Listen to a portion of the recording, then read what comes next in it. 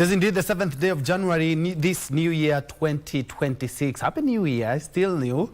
Welcome to KBC Newscheck. My name is Bentro Enjoy, and Lucy Mwaura will be my colleague on the sign language interpretation. And for the next 2 hours or so, we'll be setting the stage and of course having a clear picture on where the politics of this country are headed. And you bear me witness that for the last couple of days or even weeks we have seen some of the charged politics and also sometimes volatile politics having even we see even allies trading accusations against each other. Where are we heading? Remember, we only have 1 year to the general election, 1 year and a couple of months. But when it comes to Kenyan politics, our politics are a bit early and they have already started. And since the passing of Baba Raila Odinga in the year 2025, you bear me witness that the broad-based government, that is the UDA and ODM partnership, has since fundamentally shifted the political divide in the country and also created a unique and a very, very charged political environment. That is what we'll be dissecting on this second, let me say second, but my first edition of Newscheck for 2026. And as always, we would like your input. We are live, of course, from the broadcasting house here in the county of Nairobi and all our social media spaces, including our KBC digital app. Very well, we will begin with the national politics. We will be looking at also the cracks that we have seen in the ODM party, one of the oldest and the strongest party in the country in terms of democracy and politics as well. Allow me to rope in my panel of experts, beginning from my immediate left. He's not a new face here, one of our regular panelists. He's SAMMY, MELLY. Karibu sana the program and Happy New Year. Happy New Year. Good to see you. Good to see you too. Yeah, we're hoping for a very, let's say, charged political environment. Yeah, you know, elections is just next year. Yeah. So it's just a doorstep away. Yeah, and actually people don't know that we should open up our politics about 3 months to the national election, but we will see how things are going on. Just next to him, we have Engineer JACKTON ACHIENG MWAMBA, who is a governance expert and also an honorary secretary at IEK, that is the Institution of Engineers of Kenya. Karibu sana, Bwana Mwembe. Thank you, Troy. Yeah, we are happy to be here. This year, are you going to transform from an engineer to a politician? Or you might. The field is so dynamic. Yeah. So we are looking forward. Good. And just next to him, we have also one of our regular panelists. Many thanks indeed for making time. We have HARUN, Dr. HARUN ISSACK Hassan. Karibu sana, Doc. Asante sana, Ben. Thank you very much. Good to see you. Happy New Year. Yeah, the title is very essential. So yeah, yes. You shouldn't miss it. Because you don't get those titles just easily. Yeah, yes. True. Yeah, I think as we usher January, and you know, people Kenyans say January is Inja. All right. My producer, my director actually, Max, up there is telling me that we need to check the microphone, so apologies for that. But gentlemen, karibuni sana, good to see you. Good to see you. And I think, allow me to begin with the engineer. I know this is not politics, but it is in regards to the collapsed house building that collapsed a few days ago in regards to that house in South Sea. And I do remember even the CS, Geoffrey Rocco, talking about that the approvals for the building was supposed to be about 12 floors, and the owner has decided to go all the way to 16th floor. Engineer, I'm looking at that building. It's not the first time that we are hearing about a collapsed building, and we have been told that the approvals, these people had contravened the approvals. When it comes to enforcing, because after 12 floors, the moment that he decided to go to the 13th, to the 14th, you know, I believe that is where the law should have taken action. Yeah, Happy New Year. Happy New Year. We are happy to be back here. Yeah. And that incident is a very bad one, very unfortunate that developers lose properties out of negligence, because that is what I would call it. And we presume that there were also consultants on that particular project, because a project of that magnitude cannot be run without proper professionals being engaged.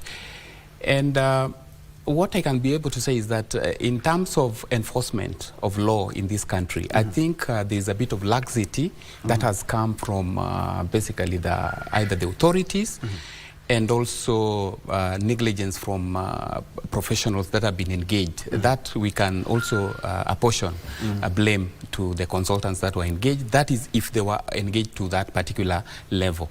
Because once an approval has been done, it is done based on some basic scientific calculations that have been made and reviewed by the authorities. And therefore, when you go beyond the recommended heights for the buildings, then it should be picked, because in an urban setup like Nairobi, it is in zones, and we have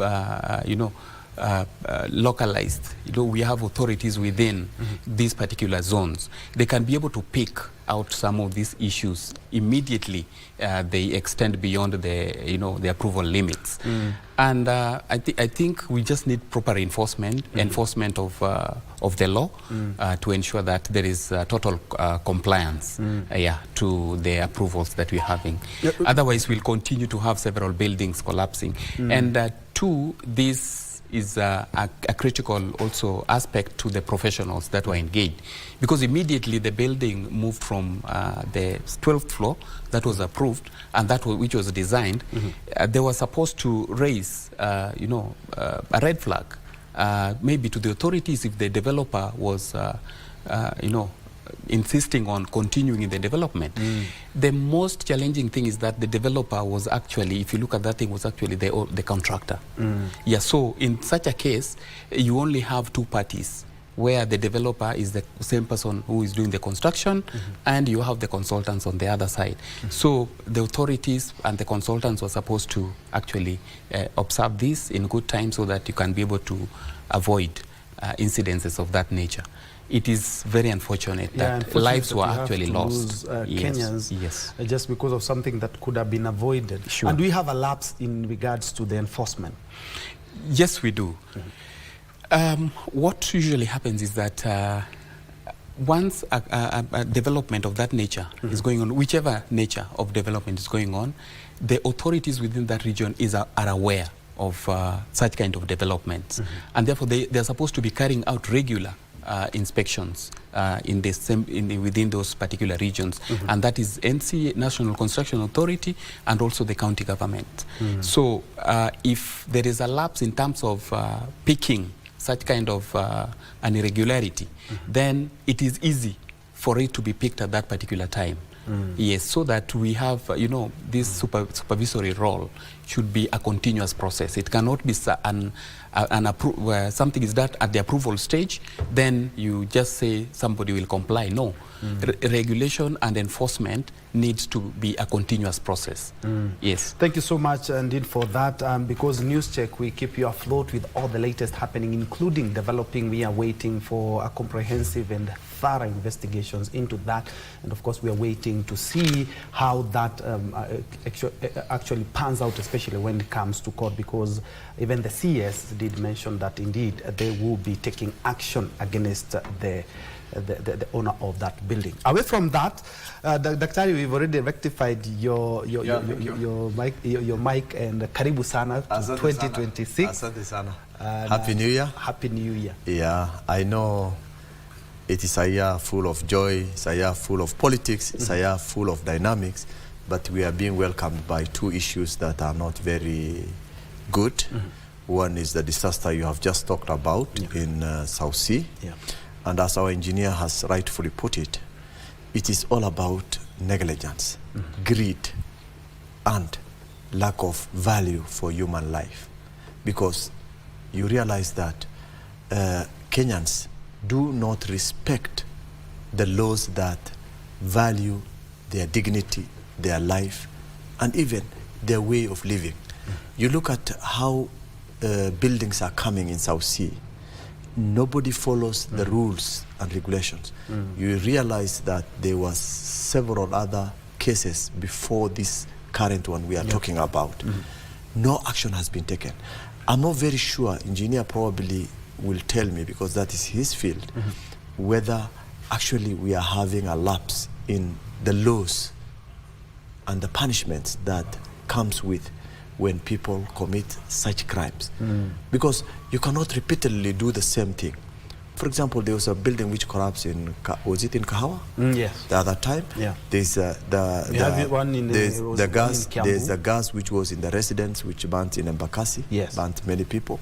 There's this one which has collapsed.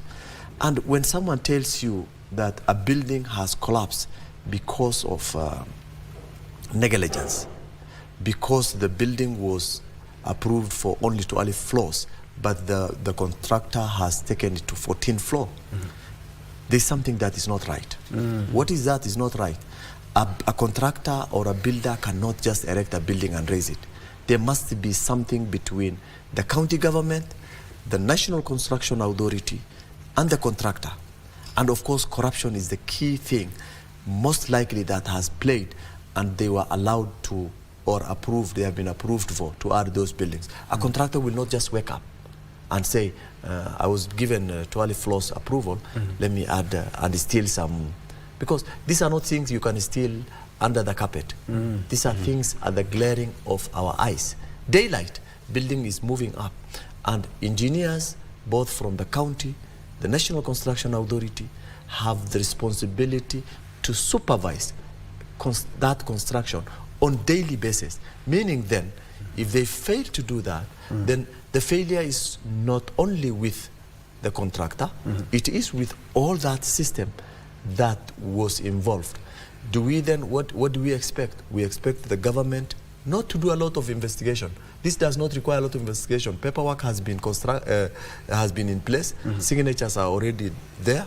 If someone has failed to do his job, they should face the full force of the law. If that is not the case, then we will continue every other time talking in the national television. Press statements are being made. CSS, my friend Roku, has brought out a very clear thing. He's not the Minister for Construction or, you know, he's the Minister for Public Service or Urban Development. He, out of his goodwill, he went there as a representative of this country, and he said, it's unfortunate that something like this is happening. But you know, ministers are supposed to give out directives instructing National Police Service to make sure that they have arrested those people and their investigations are hastened and these people are taken to court.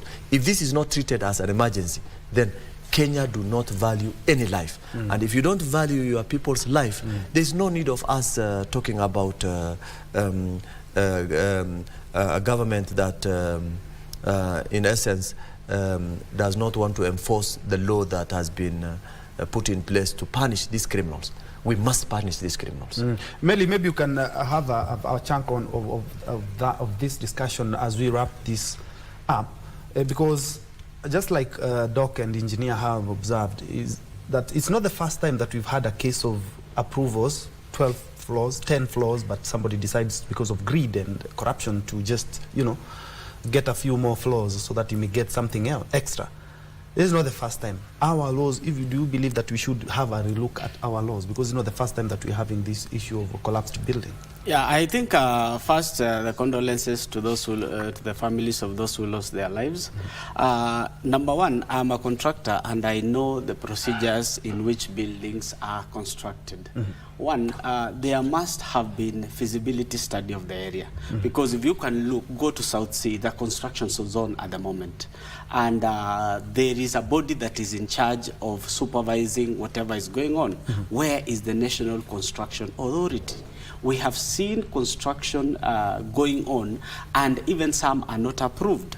The 2, 3, 4, 5 floors, as my colleagues have said it, were not done overnight. For example, for one slab to dry up until so that you move to the next level, it needs a minimum of 21 to 28 days. So if they have gone up to an extra 4 floors, that tells you those are an extra 4 months of things happening. Not even 4 months. They should be more. They should be around 6 months.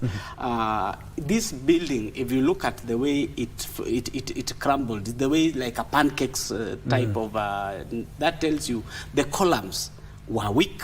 the ratio of cement, if you can see even the machine, the way it's crushing them, the ratio of cement to ballast and every other thing was poorly done.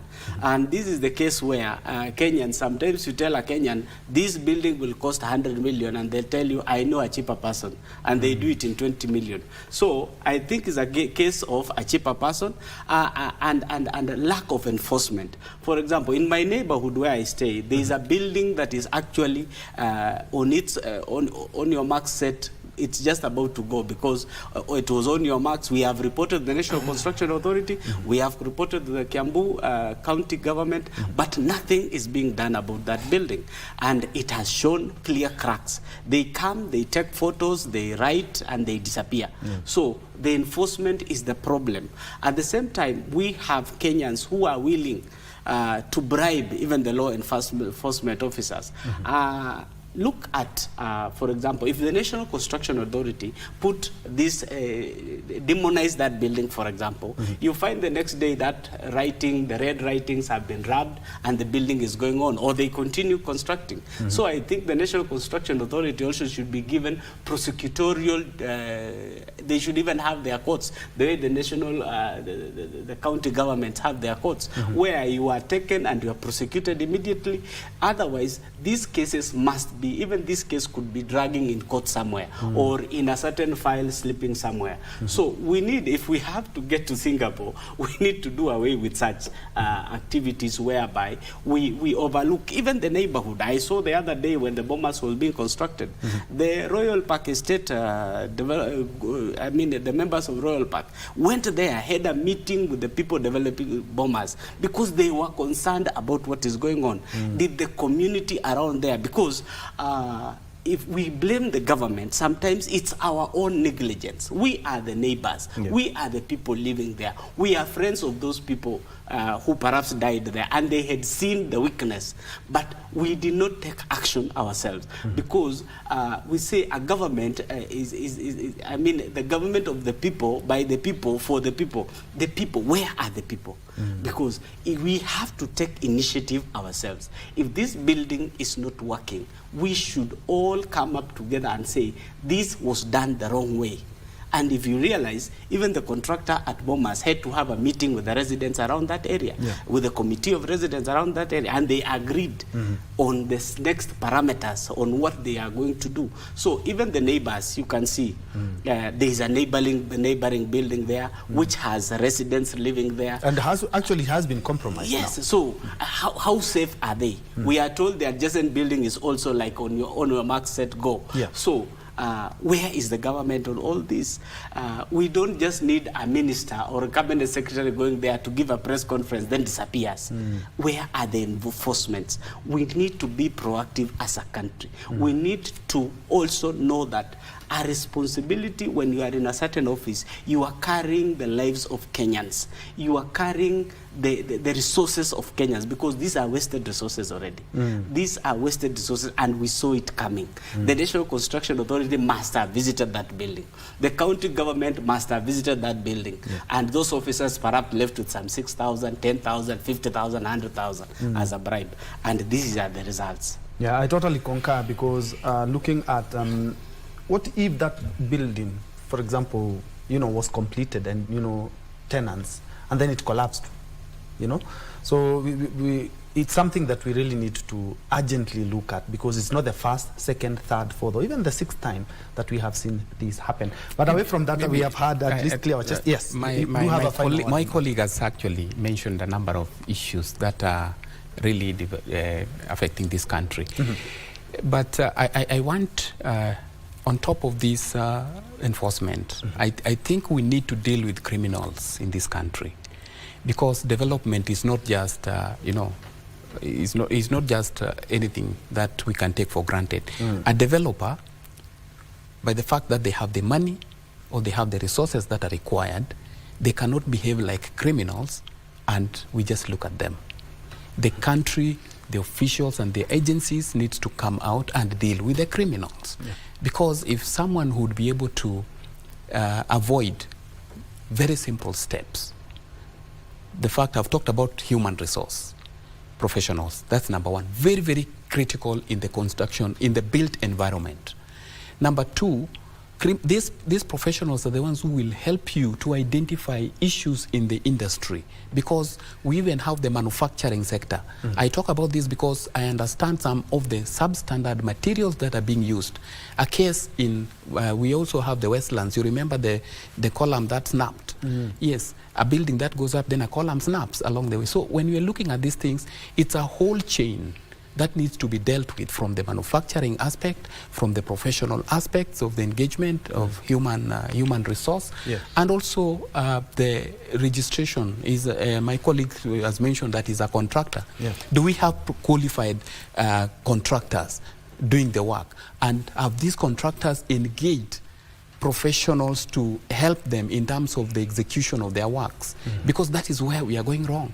So we call this, I call them all criminals. Yeah, because if you avoid or you're trying to evade some of these issues that you want the more shortcut, money from 12 to 16 exactly, floors, then you become a criminal. Yeah. There's no difference between someone robbing a bank and you killing you know, the public through the collapsed buildings. Yeah, and yeah, you know, the damage, if at all this building had collapsed maybe during the day or while under construction, would have been catastrophic.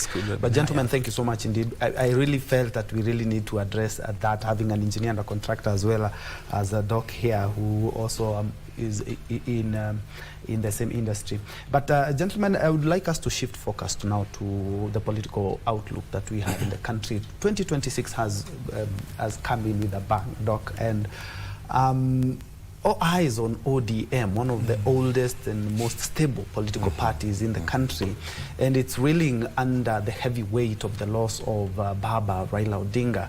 And it seems like just like they said, when a big tree is cut down, the birds scatter. When we have seen a political scattering, where we are having people taking sides in the same formation, that is ODM.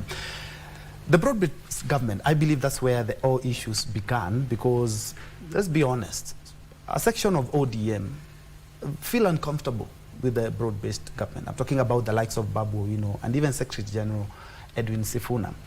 The 2026, just we are months to the 2027 election. How can they, you know, keep the house in order? Just we have seen. The dynamics of politics everywhere around the world is usually very complex. I say it because every political party has an anchor.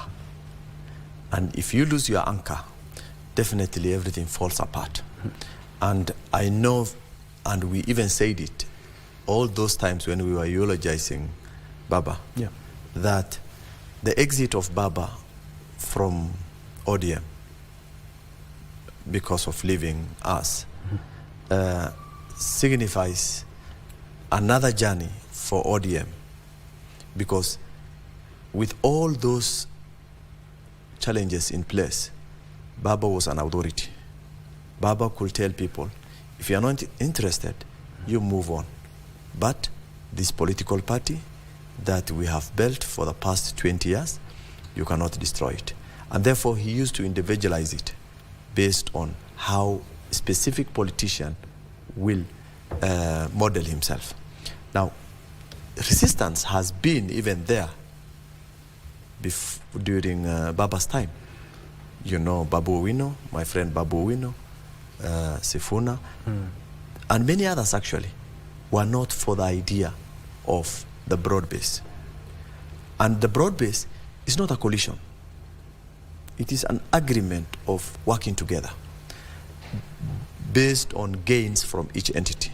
And therefore, when that has already been dispensed and we know what gains ODM has got it in the broad-based government, then with the exit of Baba, those who felt that they would have been the right people to be given the gain, other than the ones who Baba has assembled, then will still have that bitterness.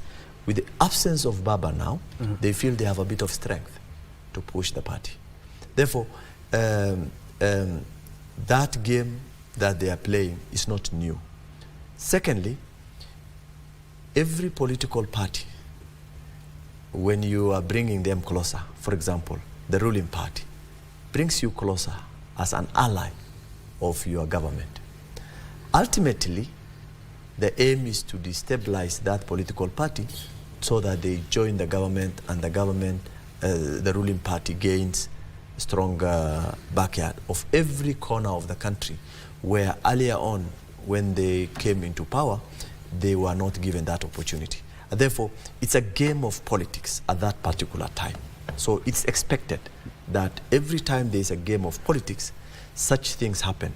An example is TNA and the URP. You remember? Yes. They were together as two entities who formed the government together.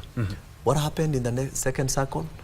The two parties, or the two leaders, develop gradually confidence among themselves, and eventually they agreed to dissolve that political party to form one huge party to bid for the second term.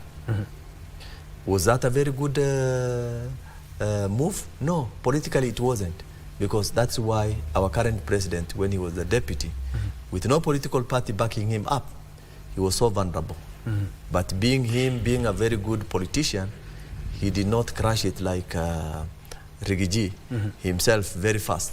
He maintained the momentum and understood the objective of being there and what he expects to gain ultimately. So he had a focus to see whether he will become the next person leading this country. And definitely he has made it.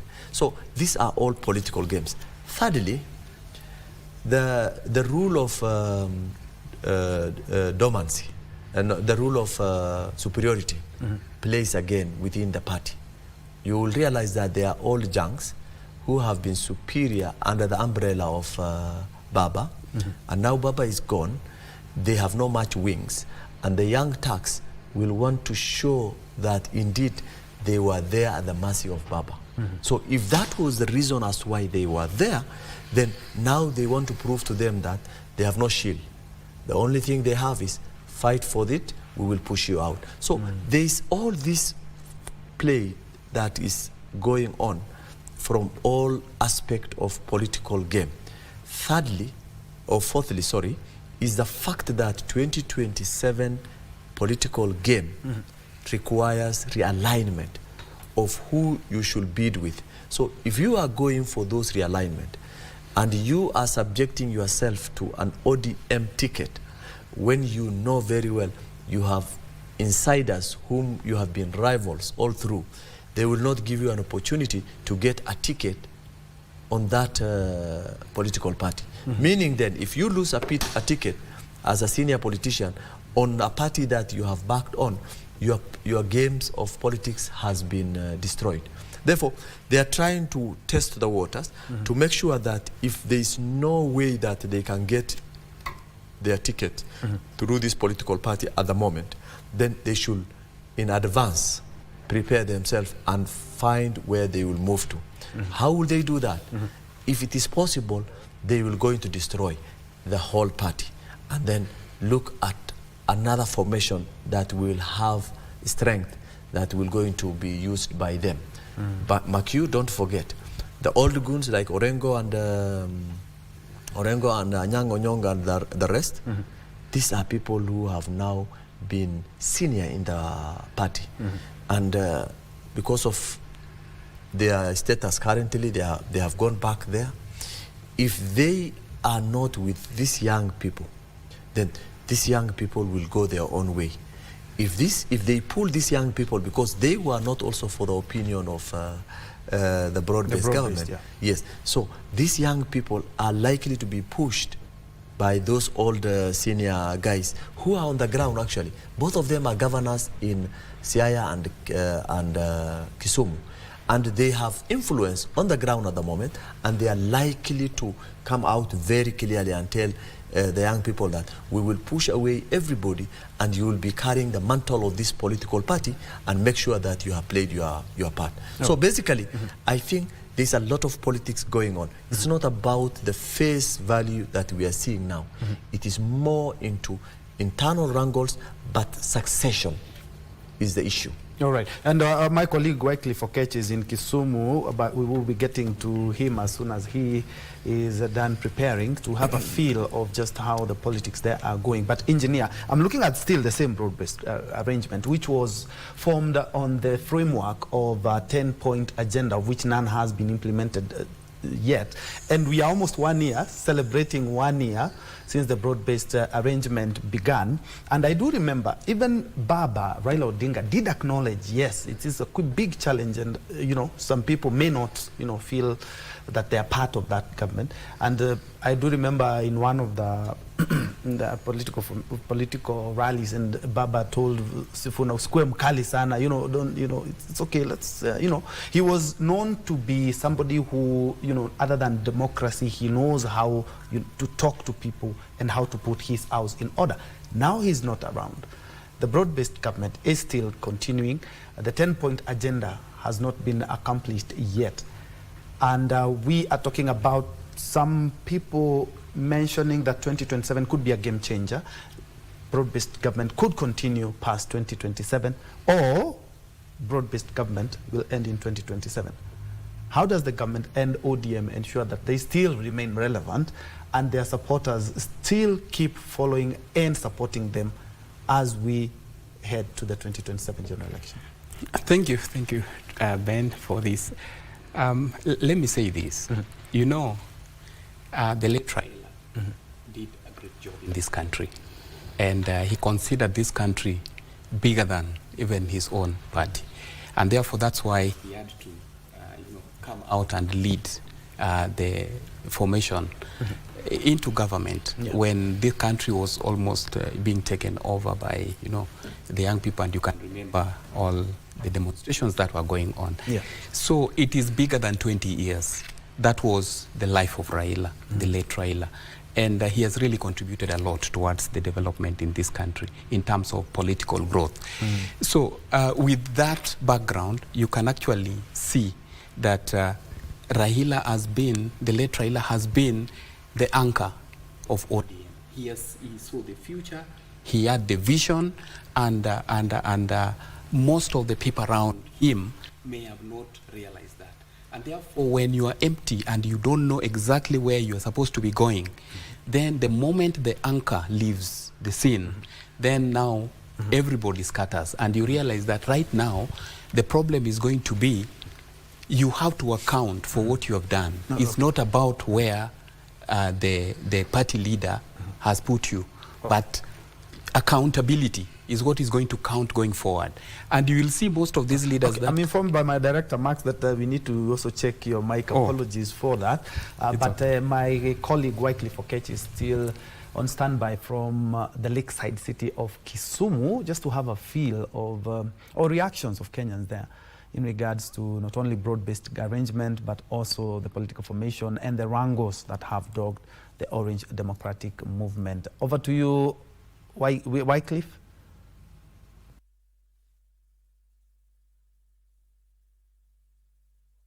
Much Ben Troy Njue back in Nairobi. We are of course coming to our viewers live from the lakeside city of Kisumu this morning, and the discussion in studio is very spot on, given the political dynamics that we are currently witnessing in the country. And remember, we cannot talk about the ODM party without mentioning Kisumu County, because Kisumu is part of the larger Nyanza region where the ODM party enjoys massive following. Remember, before his passing, the Right Honorable Raila Amolo Odinga was the party leader of the ODM, and also politically speaking, the de facto political leader of this region for so many decades. And now his passing, with his passing, the confusion that is currently being witnessed within the ODM party is something that the pundits around here are saying that it was just a matter of time before we started witnessing whatever we are seeing right now. And of course, just before going further into this, let me invite one of the residents here. There are so many of them that I've invited, and I hope they're coming still. But then the one that is already here, Mr. Sospita Obungu, which is also a political voice in this region. You may want to move closer and share with us. Just stand here, look into the camera, and speak to our viewers this morning. The Orange Democratic Party, it's a party that is so famous, that enjoys a massive following, especially not just in Kisumu, but the Luo Nyanza region. We are witnessing some back and forth. Can we say that the ODM party is in a crisis? Okay, before I say anything about the ODM party, allow me to join the rest of the Kenyans in celebrating life of a well-lived person, a Democrat, a true servant of the people, a true defender of the people, and a human rights activist. That is His Excellency, the Right Honorable, the late Prime Minister of the Republic of Kenya, Raila Amolo Odinga. Today is his birthday, and we are celebrating him, though in his grave, but we still want to remember him for some of the good things that he did to us. Being the former party leader of ODM, we, the members of ODM party and this region of the Greater Nyanza, we still think about him and value him in the highest esteem, and we believe that God is with him, and God has put him into his eternal life. May God rest, put his soul in the eternal life. Very well, very well. And then from where you sit, and do you believe the ODM party is facing a crisis, or it is just that the democratic nature of ODM that is manifesting? Okay, just to be very sincere, ODM is just like a home and a bigger house, of course. And in any home, a polygamous home, there must be differences or divergence in terms of opinion because you expect the children in that home not to behave the same way. So I equate that to ODM party. ODM is also the largest political party in Kenya. And it is a national party, of course, for that matter. And in that home, in ODM, being a democratic party, we don't expect everybody to read from the same angle. We expect people to speak their minds very freely, very independently, without any interference. So with me, whatever has been happening of late, I consider it to be I consider it to be a free space whereby everybody wants to speak, to be seen, to be talking, or to be heard over and giving out their views. That is what I can say for now. Mm-hmm. Yeah. And that back and forth, do you think it portends well for the future of the party? No, it is not creating anything good. The ODM party, through its current leadership, that is Dr. Oburu Odinga, who is now the party leader of ODM, should put his house to order. He should call everybody to order and people sit down, discuss and iron out the issues that are coming up. For example, these matters touching on the involvement of Uhuru Muigai Kenyatta into the elections, whereby the Azimio, in the last elections, the competition between William Samoei Ruto, the President of the Republic of Kenya, and the late Raila Amolo Odinga. We want to believe that that is gone, and we should not even be discussing about it at this particular juncture. We have a lot of issues that are affecting us as Kenyans that we need to be talking about. Just to be very straight, there are a 10-point agenda that was agreed upon by the late Raila Amolo Odinga and the President William Samoei Ruto, which formed up a government known as broad-based, which people are talking about. These issues, the 10-points agenda that were put there, that were signed, these are the things that we need to talk about. We need to start reviewing them and seeing where have we gone in terms of implementation, which areas have we covered and where are we not covered, so that we sit again as a people and start talking as a people, not talking at each other. Whatever is happening now, it is that people are talking at each other, not talking to each other. That is the only problem that we are facing as Kenyans today. Because we had issues touching on the abduction, we have matters touching on zero tolerance to corruption. Those were some of the key points that were agreed upon. We have a matter touching on strengthening of devolution, strengthening of political parties, inclusivity in terms of job creation. These are things that are very pertinent matters that we need to discuss at this particular time. Not that so-and-so gave money during the elections, the monies did not reach to the target where they were supposed to be taken to. That is not an agenda that we need to discuss today. We are not supposed to blame we are not supposed to blame Uhuru Muigai Kenyatta. After all, Uhuru supported us. We need to appreciate him for whatever he did to us.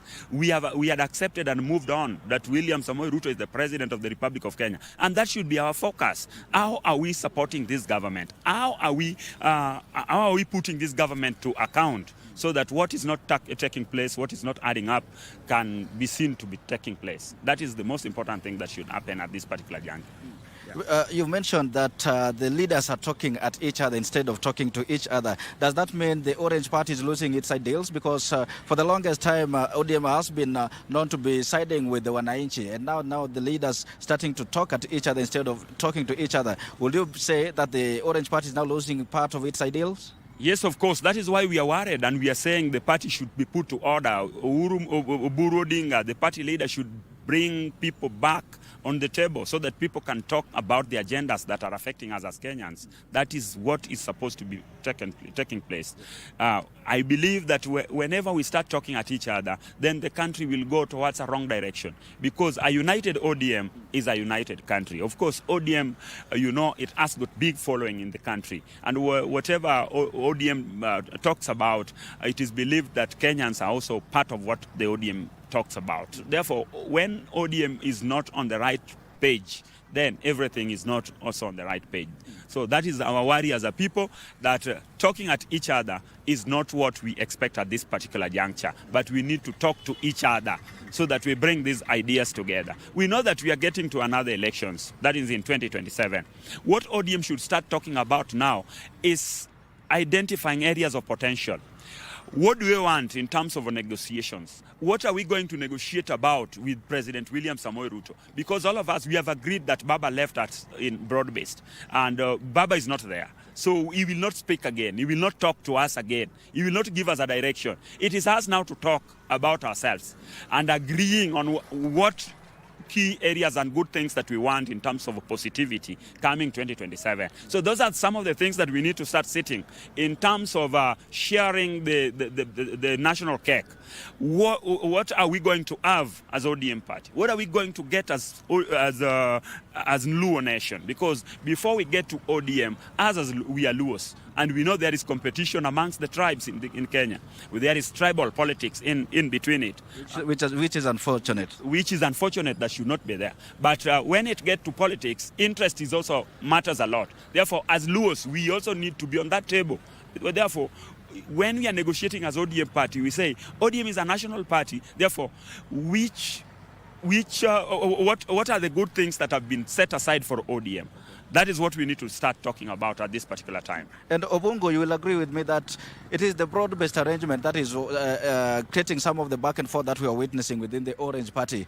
As a resident of Kisumu, as a political voice in this particular county, would you want ODM to stay in broad-based beyond 2027, or it stays there beyond, just within the period that Raila Amolo Odinga mentioned? You know, us in this region, we did not vote for this government. But we were put into this government with the blessings and the goodwill from the late Raila Amolo Odinga. So we believe that we are still in this government, and we are going to still support this government as long as the government portrays and demonstrates that it is working with us as a community. And we don't have any demands about that. Two, we are supporting this government not because we are forced to support it, but we are supporting it because it has demonstrated that it is ready to work with us on this side of the Luo Nyanza. For example, in Kisumu, there are some good things that we are seeing out of this government that were never done to us in the previous government. And that is why we believe that we need to work closer with William Samoei Ruto. And if I get that opportunity to explain some of the good things that William Samoei Ruto has done to us, we'll be able to explain it. Yeah, we'll create another platform for that. And ODM has been largely negotiating some of the development projects for this region here. And now the back and forth that we are witnessing, like you've mentioned, doesn't really portend well for the future of the party. What do you think is the way out? Do you believe in the party, are you confident enough in the party structures to bring the matter into order? A people united can never be defeated. Therefore, it means whenever we come together, we talk together, we agree on matters, then there is nothing that can happen on a very wrong way.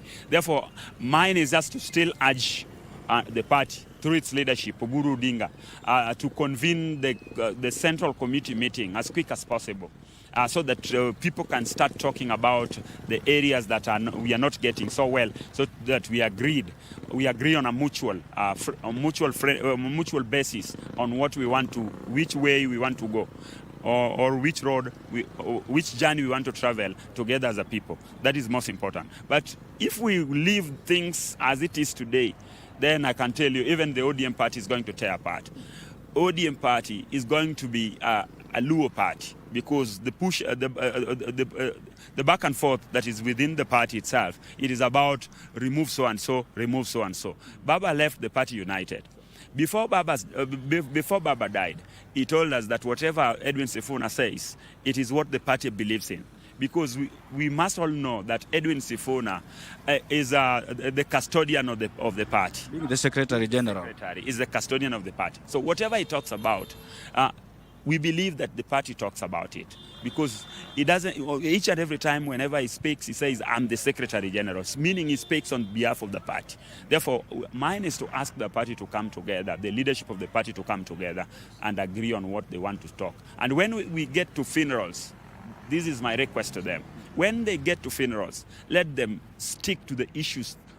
Let them go there at the funeral and talk about what is there, not bringing out matters that are not supposed to be talked about at the funeral. So you agree with the factions, very lastly, so that means you agree with the factions that suggest that this infighting should be resolved internally instead of pouring the frustrations out there in the public? ODM matters and affairs should not be discussed outside the party's framework. It shouldn't be discussed in funerals. They need to have structured meetings where they discuss the issues and come out and give people the decisions of the party in terms of resolutions. That is what we expect. Not arguing in funerals, because when you debate about party agendas in the funerals, then you expect people who are non-members of the party to talk what? So we'll tell Sifuna that even with, because we trust you that you are the ODM Secretary General, we know that whatever you talk is about the party, but please speak it within the frameworks of the party. Yeah. Thank you so much, Obungo. Troy, that is just one voice from the lakeside city of Kisumu, of course, and the ODM party, as it is now, like you've heard from the gentleman here, he says that the party structures should be empowered enough actually to resolve the current back and forth that we are witnessing within the party. It is an ideal discussion right in studio, and of course we'll be able to speak with other residents from this particular region to get to understand what they think about the current sort of back and forth that we're witnessing. But for now, Troy, let me hand it back to you in studio so that you can continue the discussion on the other end. Wycliffe for Catch live from Kisumu. They're engaging one of the political voices there, and gentleman, just we were listening to that gentleman, and it's like he took some of the words that we have been speaking about right here a few minutes ago when we talk about what was agreed. You know, in any agreement, they have to be, you know, everybody has to give his or her bit. So there was the 10-point agenda, and Engineer, he has indeed mentioned that we really need to see whatever was agreed being implemented, and also mentioning that the disgruntledness in the party should be sorted out internally, not at funerals and at public barazas. Thank you, Troy. This put together is about governance. So you realize that the current state of ODM, the wrangles has moved them from looking at the structures that they're having and dealing with the issues that they're having within the party, so that they can be able to politicize party issues. So when you have structures within, you know, like within a party, you need to call together the parties involved, have proper engagement, then the resolution that you come out with, that is what the late Raila, Honorable Raila, used to do, that he calls his team together so that they can be able to make a resolution, then they speak with one voice. But in a case that we are seeing today, I think we need to actually look at the people themselves, the leaders that we are having. You know, the party is as good as the leader. So if we separate those two things, then we realize that a party leader or a leader, not just the ODM, any other, will politicize the whole process and leave the party and, you know, hanging without direction. So I think in this case, Honorable Oburu needs to come, Dr. Oburu needs to come out strongly and stand firm and give direction to the position of the party towards the wrangles that are ongoing, so that they can be able to move forward. Otherwise, it's a very critical year, 2026. Then this year is going to define what is going to happen in 2027. And therefore, I believe and I agree with the speaker there that we have to be bold enough. We've been left in the broad-based government. Yeah. That was based on a framework which was signed. That has to be implemented because it is for the people. That is what the late Raila wanted, that the people of Kenya are all brought on board so that they can be able to work together with this government. So that is exactly what Honorable Oburu, Dr. Oburu, needs to push for, and the party members need to push for the same. The issue of inclusivity is very important because when you start seeing youths, young people, young legislators like Honorable Babu, Owino and the rest fighting for a position, it tells you they are being pushed out and they are being left out of decision making. And that, as a leader of a party like ODM, needs the leader, that's Honorable Dr. Oburu, needs to come out strongly and bring them back to the fold so that they can speak the same language. They can be able to see how they can be engaged in the whole process of the implementation of the 10-point agenda and engaging the government, you know. So I'm looking at it from that broader perspective and from the leadership perspective and from the governance perspective, that all these things needs to be put together so that as a leader, you come out strong. Sometimes you may not be able to please everybody, but you need to, whichever way, speak out and give direction. Yes, let me pick from where MWAMBA has Before left. you give it to my friend, you know, when something comes up, it is good to mention it very quickly. I think we are mixing two things. The wrangle between actually, the wrangle within ODM, we'll be looking at in the second hour. And the broad-based Yes. Actually, the broad-based has nothing to do with ODM. Yes. The broad-based, the 10-point dispensation agenda was between the late Raila Amolo Odinga and His Excellency William Samoei Ruto. And how it will be implemented, they were not chosen to be the supervisors of that, to make sure that this is implemented. There are systems that has been put in place that governs that process. But I believe even if the president decides that the 10-point agenda have to be actualized, they will. Yes, but there's no goodwill in that. They don't consult. It's not necessarily. It's not. It does not necessarily translate that this should be consulted ODM members or officials. No. The broad-based government has its own way of dispensation between the two principles.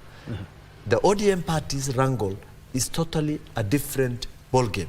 Why am I saying that? It's because these are wrangles within the political party where the leader of that political party has exited and now people feel a vacuum, or others feel, as engineer has mentioned, the young people feel like they are not accommodated the way Baba used to accommodate them.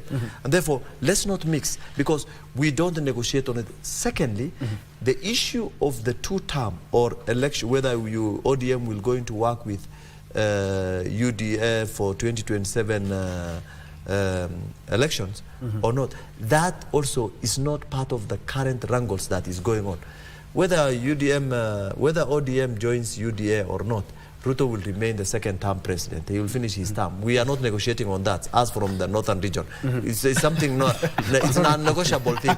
But the point is, it is not time to discuss on which political party will go into form a coalition with the ruling party.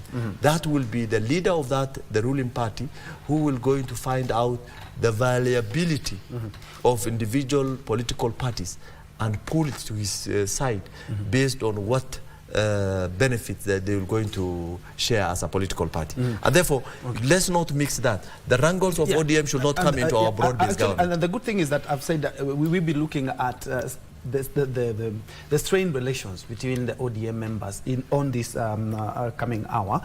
But for now, we are discussing the broad-based arrangement. Of course, we are looking at since 7th of March 2025. There haven't been a lot that has happened.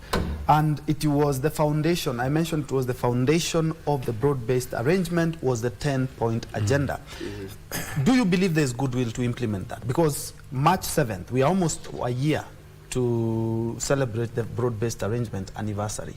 But we haven't seen anything not even one of the 10-point agenda has been implemented. Do you believe there's still goodwill? And do you still believe there is enough time to do that in the wake of the 2027 general election?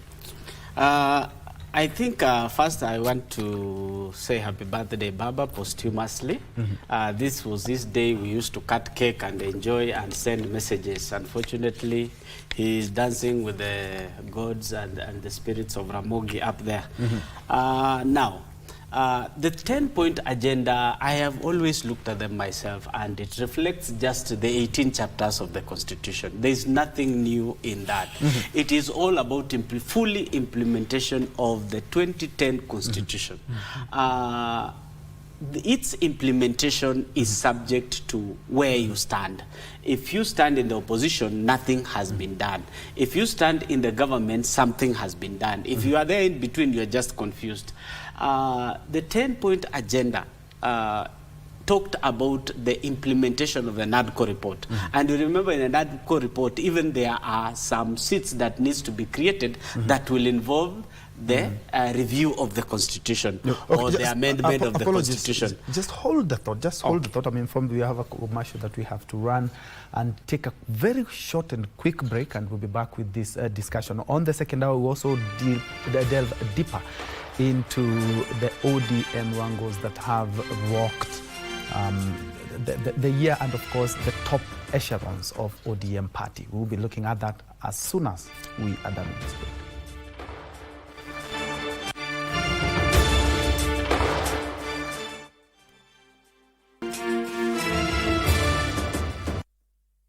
Welcome back to KBC Newscheck. Many thanks indeed for keeping us company. We are looking at the political landscape of Kenya, and especially of political parties when it comes to 2026, because as you know, when it comes to Kenyan politics, we are always politically charged. And just a year and a couple of months to the general election, a lot is coming up, and especially when it comes to the alliance between the ruling party UDA and also the Orange Democratic Movement. We do remember there was a handshake on the March of 7th, 2025, but let's be honest, the foundations that, or everything that brought us together in regards to the broad-based government is the 10-point agenda, which has never been implemented. And we have two gentlemen, Dr. ISSACK Hassan. We also have engineer JACKTON, ACHIENG, MWAMBA, and also SAMMY, MELLY. SAMMY, apologies for that, but before we left, we were talking about the broad-based arrangement and the 10-point agenda. Do you believe there is goodwill to implement it? I'm saying this because after March 7th, Baba died in October. It's a couple of months, but nothing had moved yet.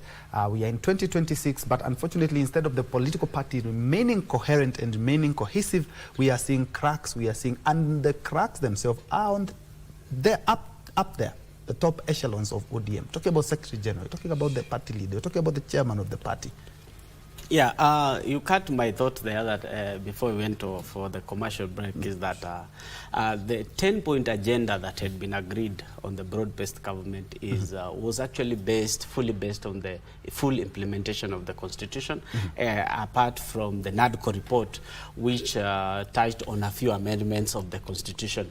But you have seen the same resistance, because in the NADCO report there was the creation of the Prime Minister's position, which will need a constitutional review or amendment. There was the inclusivity in budgetary allocations and public appointments. You have seen even the advert on the roads from Kera and Kura and Kena the other day. All the roads all over the country, at least every county has got a share of it. So that tells you that the NADCO, the broad-based government agreement is being implemented. The fight against corruption, perhaps that is where there is a challenge. Just to cut you, but yes, in terms of development, you shouldn't be having something arranged so that people may get development. Development is enshrined in the Constitution. Everybody should get equal development when it comes to development. We shouldn't have to sign something so that we may get development on Part A, Part B, in County A, County B. You see, the government is an institution in itself, and it works with structures. It works with the consultation, because the Constitution of 2010 Constitution does even talks about public participation, and that is why you would see the president calling the marginalized communities to discuss some of the issues. The president may not know some of the issues that are facing them. He could even be sitting on the high table thinking that everything is okay, only to find that nobody gives him that report. And when we go to different departments of government, there are volumes and volumes of reports which cannot be read all through by the president. You see, the president is a busy person. He has so many other things to do. So if he gets it one-on-one, like the other day I saw him in State House Eldoret, meeting the Trans Nzoia County Assembly members, discussing the issues of Trans Nzoia. You have seen him calling even some communities from the farthest part of the country to discuss what is there, so that he understands from the word go what is ailing this other part. Otherwise, if we go the other way around, whereby the president was just sitting in State House doing his thing, sometimes you don't hear about him for a week or months, and then he comes out with a speech. You see, our president is proactive, and for this reason, the NARCO report will not be implemented without consultation with the people, without consulting and knowing which is the most urgent road. I can come and construct a road and realize that actually that was not the one carrying the largest volume of people. You see, but I have constructed a road, isn't it? There are regions, even Daktari can tell you that some constituencies, was it Ijara or which one, Mandera, that I had never seen a tarmac road. My own constituency, Yes. Mandera West. Yes. It is when our children who are born there come to Nairobi, they start touring like a tourist to see what this black thing is on the road. Tarmac. Yes. And Yes. this is 3 years of independence. In So, 2026. Yes. We do not have basic water in our own area. People are now tracking water from 100 kilometers into Mandera West.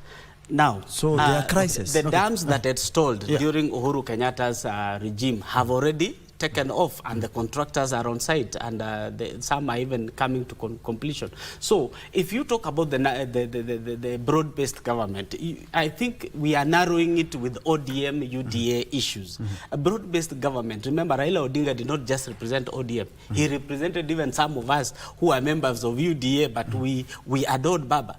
Are we together? So since his death, you realize these people, the remaining part of the team, would want to go back with a new agreement. If you hear this noise, they are thinking of a way of coming up with a new agreement on how to work together with President William Ruto without the previous agreement, because right now President William Ruto has been left with the cake alone.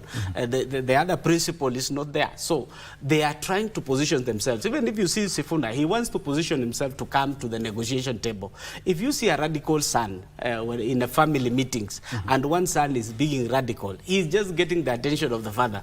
And at the end of the day, for that family to stand, the father will call aside that son. And at the end of the day, you start hearing him nodding even to some things that are not making sense that are there. So the broad-based government, perhaps whatever they'd agreed with Baba can no longer be implemented until there is a new agreement. Because the members who are there, remember, there are people on the dinner table that are already eating. Yes, but there are others who are having a problem.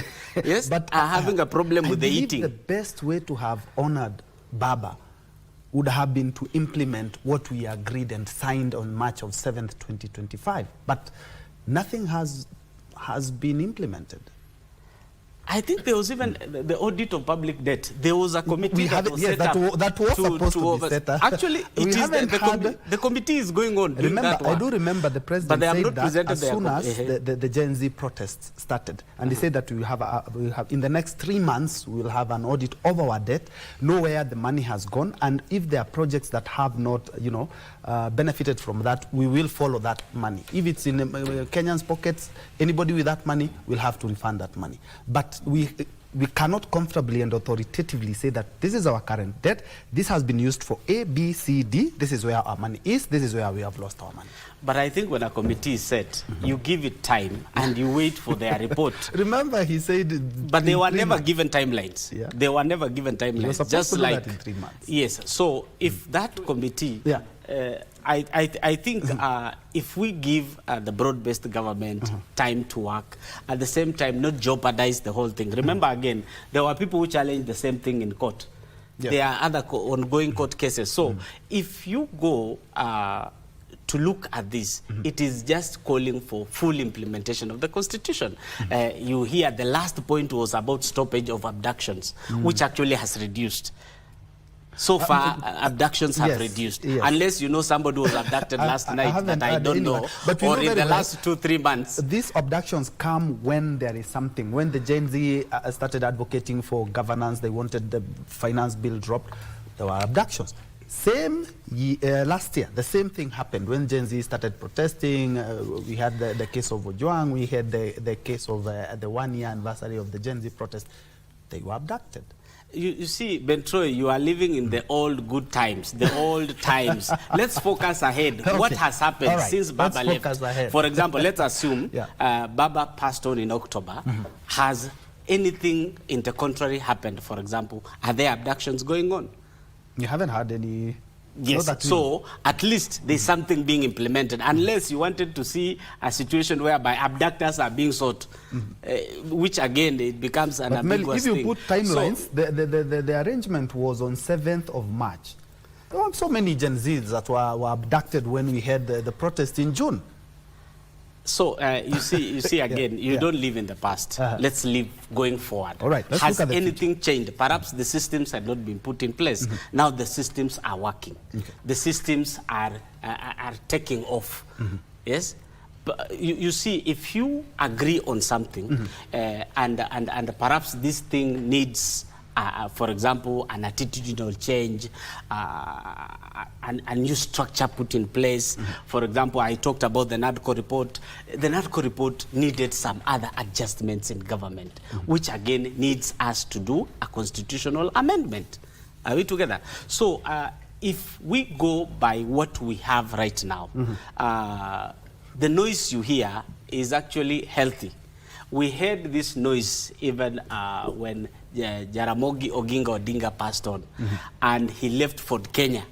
Ford Kenya was a very serious political party at that time. You had Michael Kijana wa Malwa fighting with Raila Odinga on who to control the party. But I know that will come to discuss.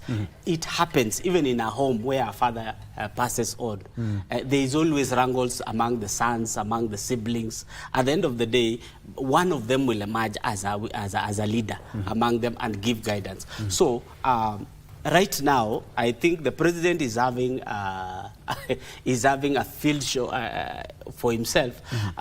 There's no one to keep him in check. Remember, Raila used to meet him more often than not to discuss the arrangement. But now there's wrangles, and perhaps you are seeing maybe there's nothing going on. But in the near future, you will see them. ODM will have a national delegates conference, a committee, and agree on the way forward, because this is ODM, the same party that is supposed to get to help us in the implementation of the broad-based government 10-point agenda, is already in wrangles, and therefore the other side is waiting. And as it waits, it has to continue implementing perhaps whatever was agreed on.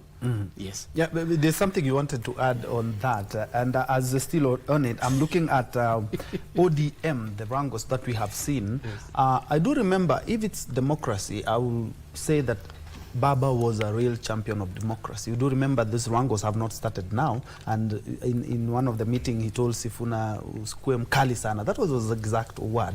But he said it's democracy. Yeah, but after he has passed on, we have seen that the wrangles have continued. We have seen the now leader of ODM, his brother Oburu, say that if at all the ODM party will field a candidate, then it will be him, and anybody else is daydreaming, and anybody else who feel aggrieved can exit the party. This is not democracy. Ben, you know, I mentioned about leadership. Yes. And the reason why I was coming up with that is because a leader should be able to give direction, because they carry the biggest vision, the bigger vision. Yeah. So Raila had the bigger vision for the party and for the country. And when the 10-point agenda also came in, he knew exactly what was needed in this country to bring peace and to bring it back so that it can be able to grow economically. So with the exit now, the death of Raila, it has really cost a lot to the country, not just to the party, because now that vision is not being implemented because of those are the kind of I would call them probably a bit of careless words, that it doesn't give people room to negotiate so that they can have a position in terms of what they want to do. Look at it this way. The implementation of the 10-point agenda, it has somehow hit a snag. And I want to say that because not everything that was written has been implemented. So we can be able to find the percentage that has been 10, 20%. You know, when you are performing at that level, we would say it's underperforming. So probably those are the things that are creating a lot of chaos. Yes. And you see, when we have a government or a coalition where there are so many issues that have not been resolved, meaning you are still exposed. The risks are so high. Most of the things that were supposed to be done have not been done. So the best way to go about this is not to wait for the other party, is to call upon the other team so that they can come to the table and discuss with them how can we be able to resolve this and how can we be able to move forward. Because that moving forward is the most important thing. You were telling my colleague that you were telling Troy that he was living in the past. Yes, that past is important so that it defines the future. The question is, how are we bringing these things? Because the common man wants to hear employment. You know, where is the employment? The government has created frameworks and development programs that are creating, to create jobs, with the intention of creating jobs. Are we really feeling this on the ground? Are people being employed through affordable housing? We have also the infrastructure projects that are coming up. Are people getting employed? That needs to come out. We are talking about healthcare. You know, are we having, fatalities being reduced in the hospitals in terms of the disease loads and all that? What are we seeing on the ground? Because that we need actually to see the results, well, that can be felt by the citizens. So for me, I'm looking at a government that is probably willing but unable to implement. There is a thin line between those two, that yes, the framework is there, but implementation is the problem, so that you can actually, by this time, we should have done almost 80% of the things that are there. But we are still underperforming, and we need to relook at it in a way that we can be able to jumpstart this process again and move forward. Actually, my colleague, Dr. here said that the wrangles in ODM should not and are not part of the coalition. That is true. The reason being, the implementation of the 10-point agenda should not be affected by the wrangles in ODM. That's why I expect performance to be, at this time, at another level. All right? Despite the wrangles that are there, this was a broad-based arrangement. It's exactly. So we expect the government, who is actually the implementer of most of these agenda items, to proceed and give an account of where we are, what plans do we have before we get to the next general election. I think, Ben, before we go very far, I wanted to add some few issues in regards to what engineer has just mentioned on my other colleague. I think it is clear that the wrangle of ODM and the broader-based government are totally two different things. That one is something we should know. But my question comes, Ben, we are talking about the 10-point agenda discussed during the agreement between Baba, not ODM, between the agreement Baba and but the president. It was his capacity as the ODM. No, yes, it is. But actually, in that agreement, we have not seen anything indicating ODM party has agreed with no. Baba as the leader of opposition, political leader of the political party.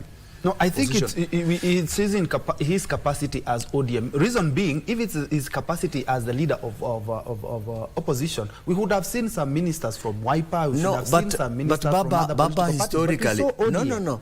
Baba historically had some unique way of forming an agreement or shaking the hands. When he shook hands with Uhuru Kenyatta, he did not engage his other foot soldiers. He did it alone.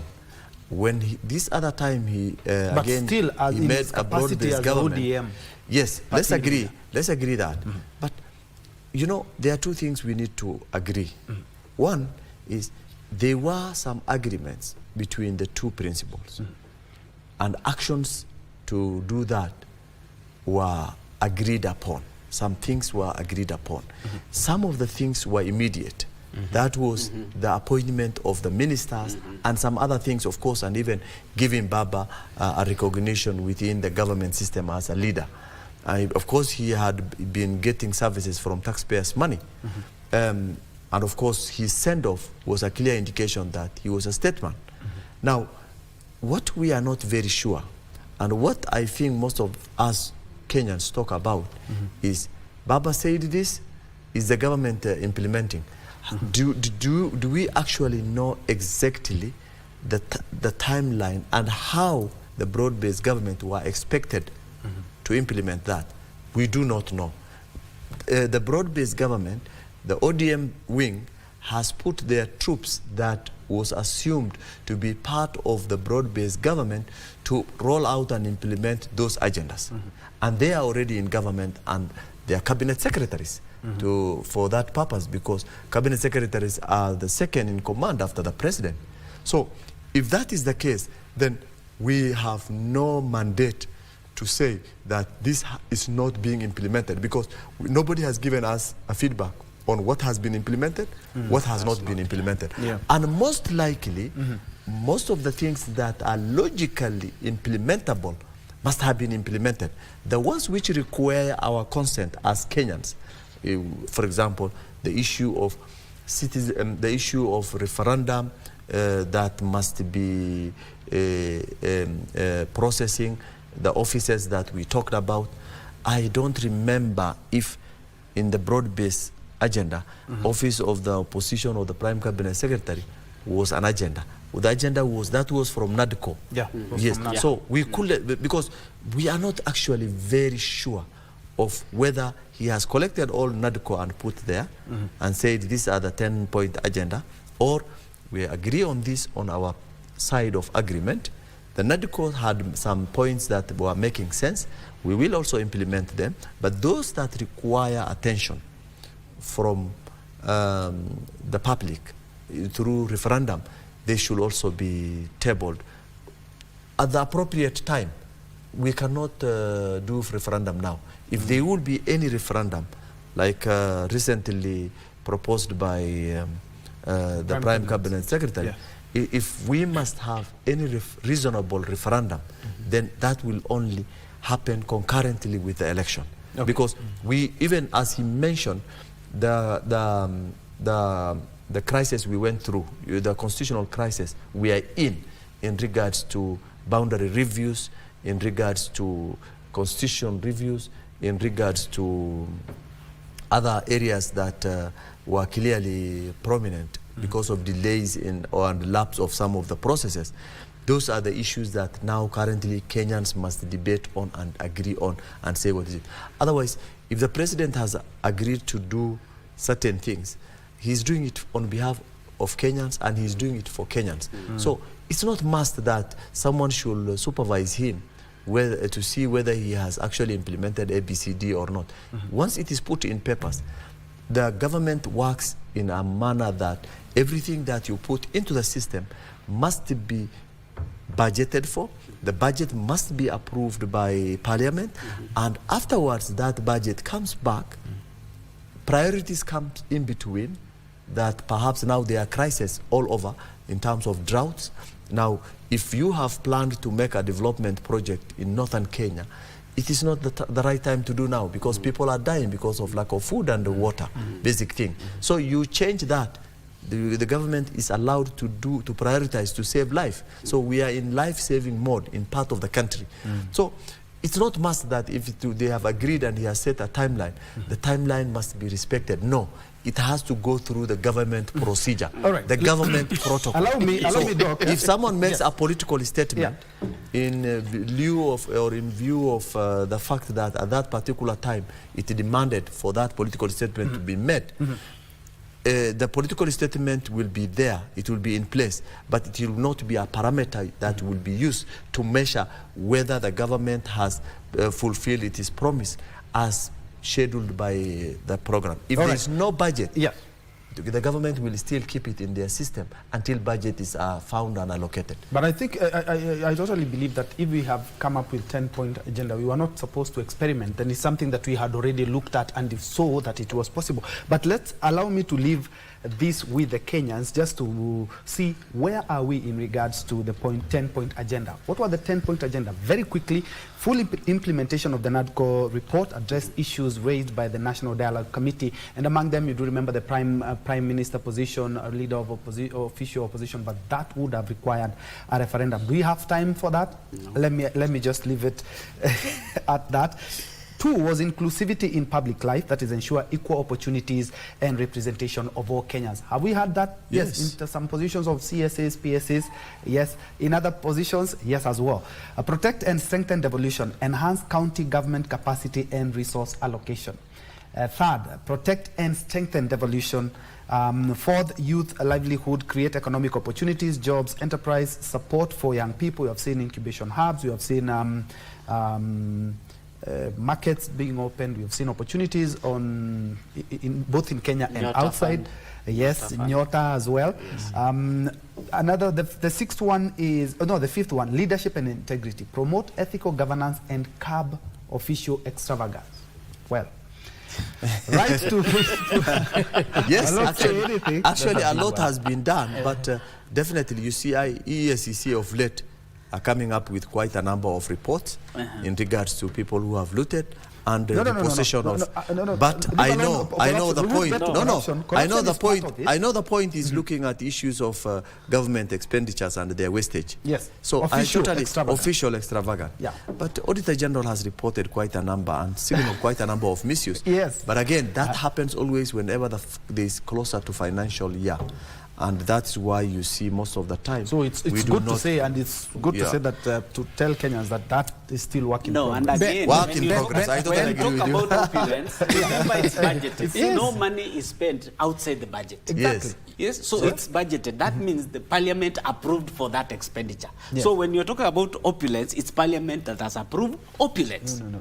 I don't want to agree with this. Yes. Because a budget is a budget, and we leave it as a budget. Then we have to get value for money. Once the budget has been put, there must be value for money. We don't bring on board things that are worth 2 shillings. Then we say we budgeted for 10 shillings, so we have to spend 10 shillings. So there must be value for money. That's what basically I'm saying. There is a new system called EGP. It actually shows kama ni kalamu, it is 10 shillings, 10 shillings in all Let's be very honest, when it comes to official extravagance, work to be done. 6, right to peaceful assembly, that is to safeguard the Constitution. Yes. Constitutional right to protest and demonstrate. Right to peaceful assembly. I'm talking about something that we did see the president and the leader of ODM, Raila Odinga, sign up to. But right to peaceful assembly, we had protest in June. But have you seen other protests that have come up? Doctors are camping every other day. CEOs are camping at Parliament, and no one is interfering with them. Doctors have been protesting, teachers have been protesting, and they have been largely peaceful. We're talking about political ones, or the ones that are involving Gen Z. They are all political. As long as you have to protest is political. There's a big difference between doctors' strike and Gen Z protesting in town. that I can attest to.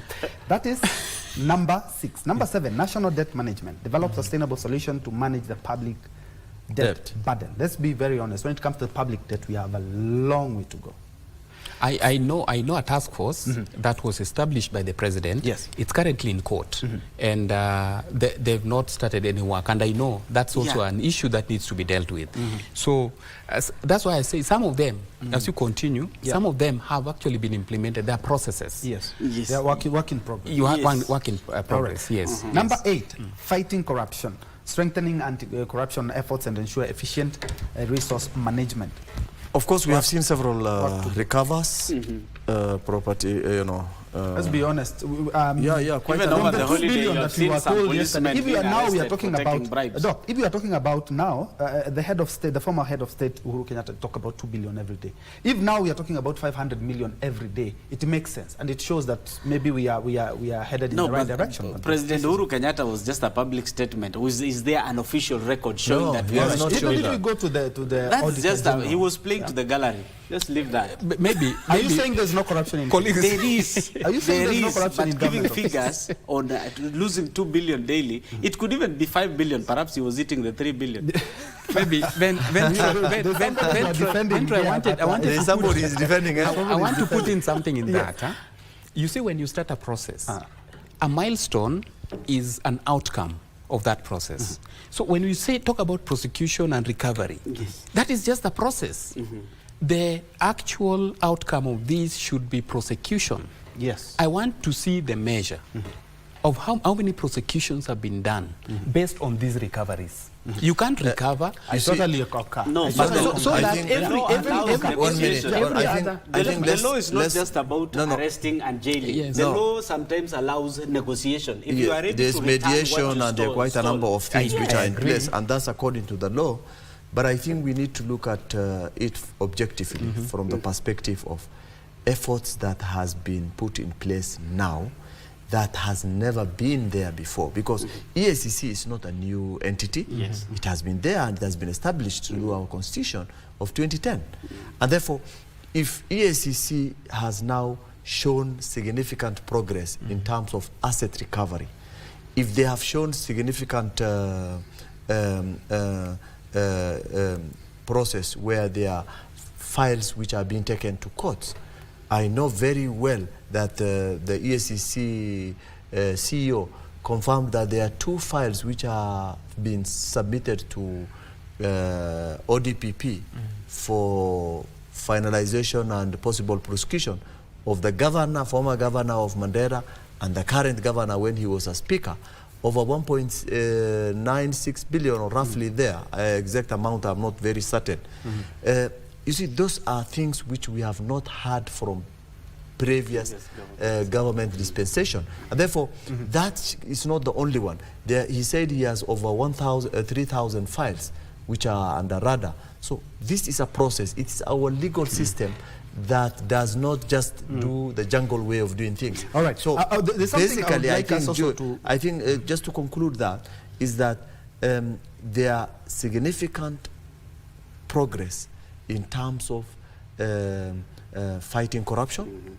And of course, the president every other day giving directives in regards to public servants and even outside people on this culture that is toxic within our society of called corruption.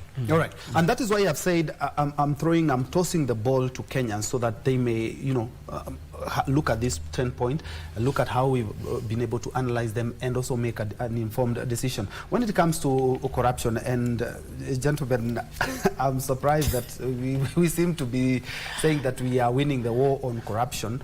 And just a few months ago, we had hospitals, we had the SHA scandal. How many people have been jailed? Kenyans will be asking such questions. Fighting corruption and strengthening anti-corruption efforts and ensure efficient resource management. That was the 8th one. The 9th one was stop wastage and enhance efficiency. That is cutting wasteful spending and improving government efficiency. I would say when it comes to public service, the government is on the right track. Number 10, protect sovereignty and rule of law, uphold constitutionalism and the will of the people. Those are the 10-point agenda. And so every time that you hear the 10-point agenda, you just look at the way the government has been since March of 7th when we signed this, and where are we now? It's almost 1 year. Away from that, I do remember Doc said that two different things when you talk about the broad-based government and the wrangles in ODM. We have had issues when it comes to the relationship between the party leader, Oburu Odinga. Let's look at Edwin Sifuna, who is the party SG, and also looking at Governor Wanga, looking at like the likes of Senator Akech, who seem to be reading from different scripts. Babu Owino, we have two factions, yes, and we haven't had them talk about an NDC, or we've not had them talk about having a meeting to resolve this crisis. Where are we seeing them resolve this crisis? In public barazas, in barrios. How can ODM, which is one of the strongest parties in the country, resolve its conflict and ensure that everyone feels accounted for as we go to 2027? Or are we likely to see some factions break away from ODM, just like we have seen some of the MPs voted on a UDA party ticket now singing the song of another party? Thank you, Troy, Ben, once again. You know, I want to take us a little bit back with the leadership. You know, after the demise of Honorable Raila, the party had its organs and the way it's supposed to, you know, the leadership. And again, further back to the AU, when actually Raila went to the AU for that election, you realize that he actually handed over the ODM, you know, the instrument of power. Yes, to Honorable Professor Anyang' Nyong'o, who was the deputy party leader. So at his exit, you know, you realize that expectation, because that is what Kenyans will see, is that we have the 4 deputy party leaders expected to become the, you know, the party leader as at the interim. And you know, when Dr. Oburu was elected to be nominated to be there, then you know, it brought back, you know, that trust into the party, and you'll see a lot. That's why these wrangles are there, that processes probably might have not been followed. Kenyans can actually be able to make judgment out of that. But as a leader in the interim, the best thing to do is to call people on the table. I think I mentioned this. The leadership, those who are there, the governance structure that you have, sit down and, you know, establish frameworks in which to fill in that particular position. If it's by a nomination of an outside person who was not in the line, you do that. Then it becomes a party position.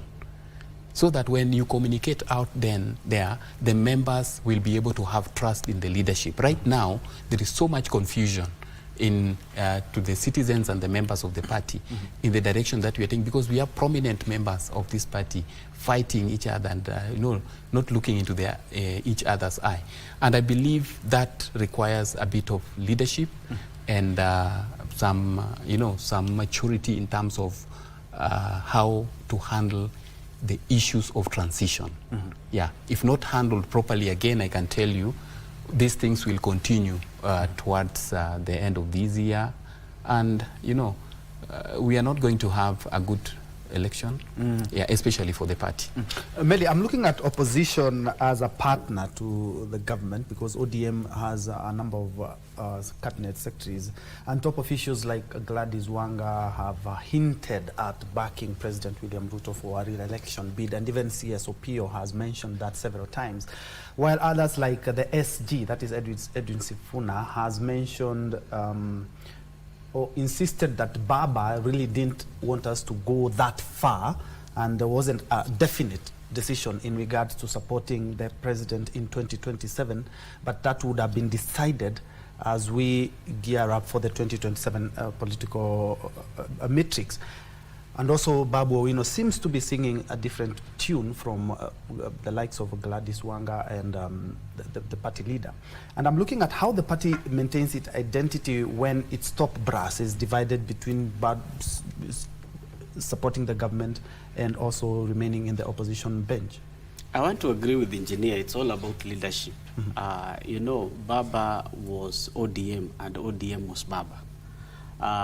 Currently, the shoes that Baba perhaps left there are too big for anyone in ODM to wear alone until they come together and discuss, sit down as a house and chart the way forward. Unfortunately, what you are seeing is some people are staging perhaps a coup d'etat in ODM. Some others are very comfortable with what they got in the broad-based government and they are just quiet and defending their positions. But you see, in every big organization, when the key leader leaves the stage, there's always a vacuum that is left, and everybody seems to be trying to fill that vacuum. But they are not talking to each other at the moment. They are talking at each other, unfortunately, in burials and in church podiums, which again is not good for the party.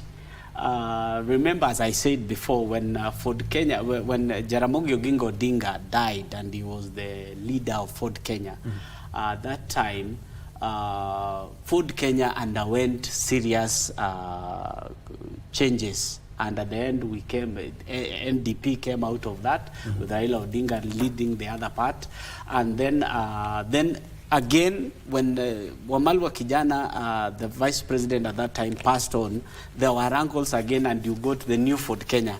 Unfortunately, ODM will not survive that. It might split into several factions, which is expected, especially when the glue, the gum that put it together is no longer there. Unfortunately, if they have to keep this party, they should stop this public outcry and talking. Another one is saying one term, another one is saying 2 terms at the same time. They are in the same political party. Baba was democratic enough. He accommodated the young tax because at some point he was young himself. He knew what was happening. And he knew how to contain Babu Owino and Sifuna. And he knew how to contain the old tax also in there. Now that is not there. The jail is not there. These people are hitting themselves left, right, and center. And at the end of the day, we will see a Nicolas Maduro moment, whereby somebody will have to be kicked out and perhaps is taken elsewhere so that the party can stand. And if, for example, the people of Nyanza do not stand with their party, because this party, being a national party, has the roots, has the foundation where it is. They have to call to order the leadership and tell the leadership that sit down. Since Baba went, they have not sat down. They were in a party mood after that. They went to the coast, they went to Western Kenya for celebration of ODM 20 years. Unfortunately, these 20 years may end in the 21st year. And Sifuna, being a young person, is so energetic. He has a lot of energy of a young man. At the same time, the Oburu Odinga has the wisdom of an old man, and the content and the understanding of the political scenes. Unfortunately, he's not talking to the young people and containing them. Unfortunately, he's telling them, "Kama utaki toka." If you don't want and leave, that means you are dismembering the party. At the end of the day, ODM may just end up into the archives. I am sure somebody in the National Archives Center should be able to start collecting the documents of ODM and put them there, because as we head towards 2027 general elections, remember, there is mutation in political parties.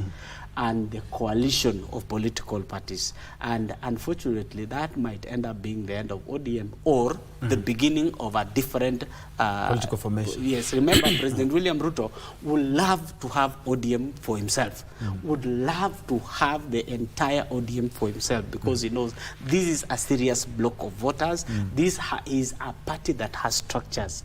Unfortunately, the young men and the old men are not consulting. Yes. They are not dialoguing. Yes. And at the end of the day, they might end up losing everything themselves. All right. And because of the interest of time, my director informs me we have around 3-4 minutes.